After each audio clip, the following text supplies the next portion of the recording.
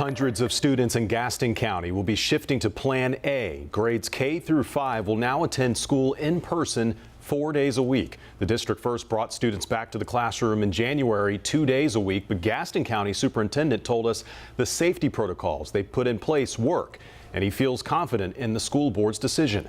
WCNC Charlotte's Ashley Daly has been in Gaston County all day long talking to parents and teachers. She joins us from North Belmont Elementary School. Ashley, what are parents saying about the move?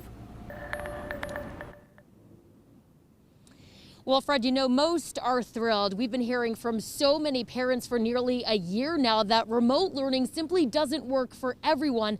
And for those parents whose kids are struggling, whether it's educationally or socially or emotionally, they say the return to in-person learning is simply worth the risk.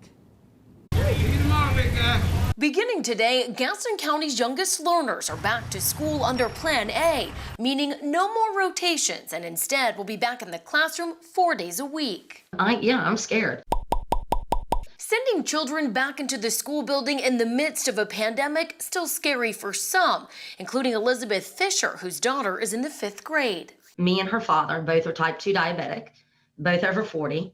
I'm asthmatic, high blood pressure. Fisher admits she's scared, knowing it's a possibility her daughter could bring the virus home, but ultimately says she decided to send her back to school, saying concerns for her own health overshadowed by her daughter's. Fisher says the pandemic has affected her daughter both socially and emotionally. I noticed she became more withdrawn.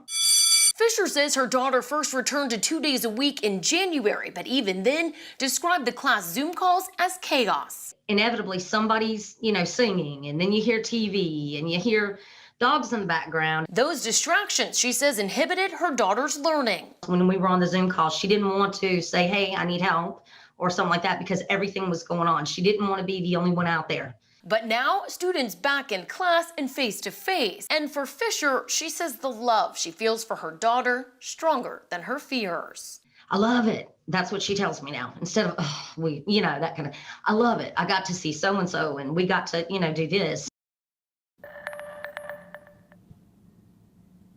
I've also heard from many middle and high school parents as well who say they are pleading for their students to be allowed to return to Plan A as well. But as it stands right now, that decision sits with Governor Cooper.